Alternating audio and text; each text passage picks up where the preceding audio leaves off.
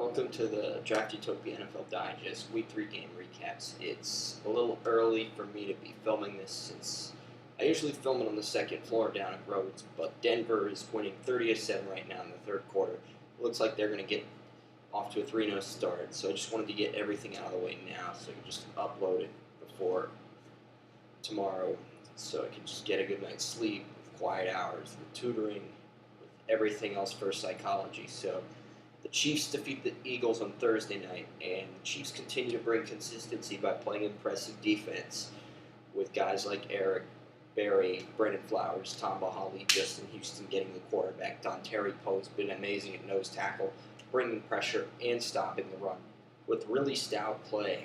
And Alex Smith, despite the fact that Brandon Albert's been injured each of the past 3 games, despite the fact that Eric Fisher has been a little pedestrian blocking at right tackle so far, you really have to be impressed with the composure and leadership of Alex Smith so far in these first 3 games. And as long as Smith has this running game and this defense, there's no telling what the Kansas City Chiefs can do. Kansas City gets off to a 3-0 start, and the Eagles are 1-2 after an impressive road win on Monday Night Football against the Washington Redskins. The Houston Texans face the Baltimore Ravens, and the second quarter was a 6-0 game, but there was the interception. Matt Schaub threw a pick 6, and the momentum of the game completely altered in Baltimore's favor. But, Texans left tackle Dwan Brown was out for the game with an injury. And when your left tackle's out, Matt Schaub's going to play like David Carr because Dwan Brown's such an underrated difference maker, and it showed. Arian Foster had trouble running the football. Ben Tate had problems. Baltimore's run defense showed up despite the absence of Ray Lewis. So everything clicked there. Giants, Panthers, Carolina won 38-0. Eli Manning, the whole offensive line, and the pass rushing unit. Whole Giants team in general looks like crap right now. And New York's actually a contender to get the top pick in this year's draft. But you got to give credit to Cam Newton for showing the right composure, the right leadership.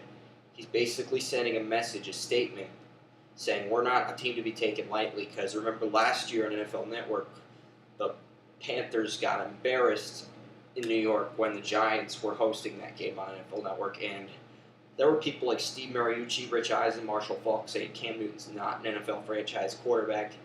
And I think Newton wanted to shut those critics up on NFL Network. So great win for the Panthers.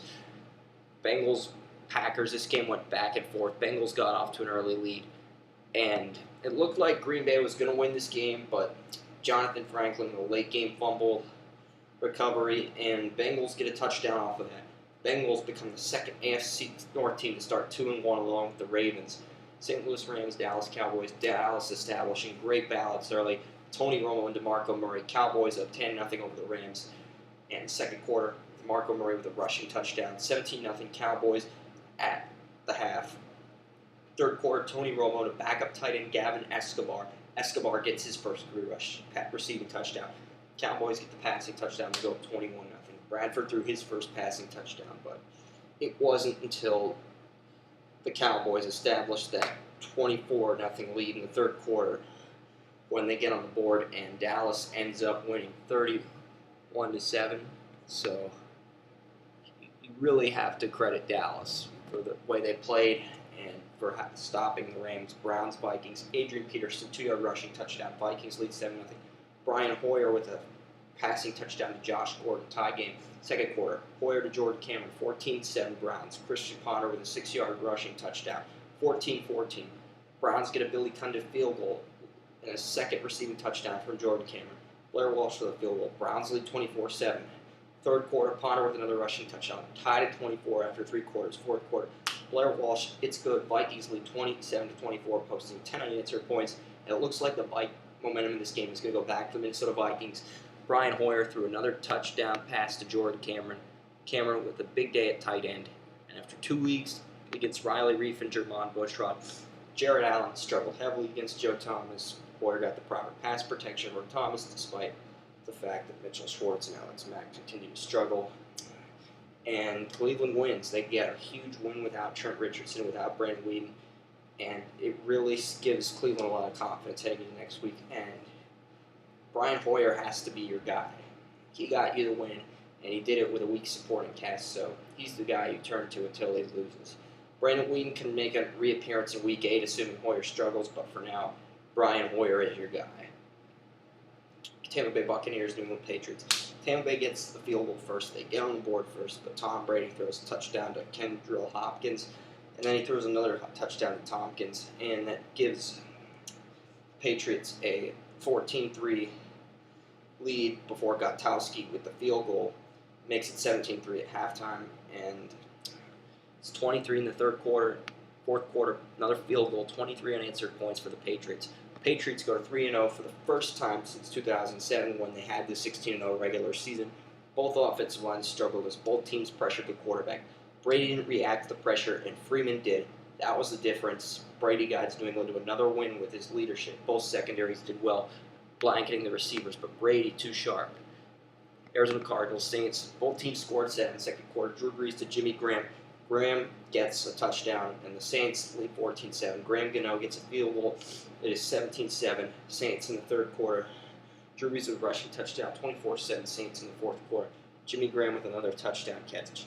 Brees got pressured. Ben Grubbs got schooled by Darnell Dockett in the one-on-one matchup at left guard, but Brees had rarely any time in the pocket. He still exploits the Cardinals' safeties with relative ease.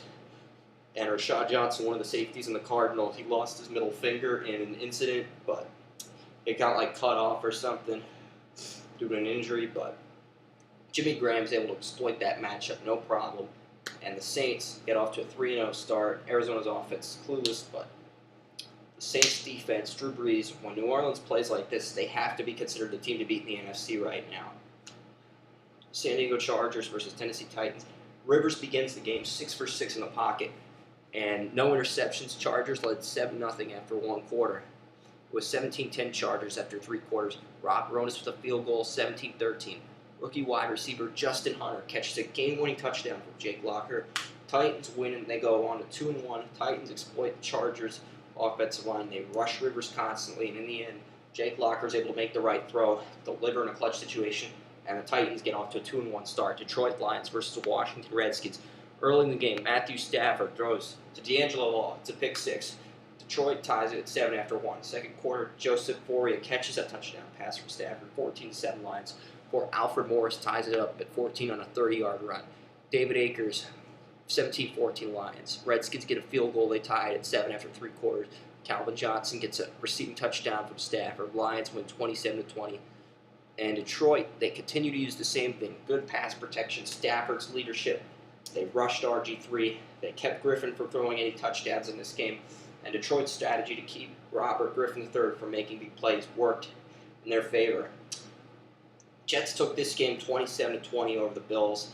And I said the Bills would win earlier this week because I thought Buffalo would get the pass protection and they'd rush the Jets constantly. That's exactly the opposite of what happened. E.J. Manuel avoids a turnover but gets sacked by 7 different rushers. And the Jets really bring the heat. New York pass protects Geno Smith. And Geno Smith still throws some turnovers, but it's still 300-yard passing game through the air because Geno Smith gets all that pass protection. And the New York Jets are able to exploit that in the Bills' secondary. So the Jets go to 2-1 as a result. Jaguars, Seahawks, Russell Wilson, 4 passing touchdowns. Seahawks have their way with the Jaguars. Seahawks 3-0, Jaguars 0-3. Colts, 49ers, Andrew Luck gets revenge on Jim Harbaugh. Colts 2-1, Niners 1-2. I remember there was another late game. I think it was, Falcons, Dolphins. Dolphins won that game. They're 3-0 now. Bears, Steelers, Chicago wins, and 23 points off turnovers for the Chicago Bears. Chicago now 3-0. Pittsburgh Steelers are now 0-3, and things aren't looking too good in Pittsburgh, while the Bears look like they got the NFC North in check. The final game features Denver and Oakland. That's currently airing on ESPN right now, and it was 30-7 last time I checked.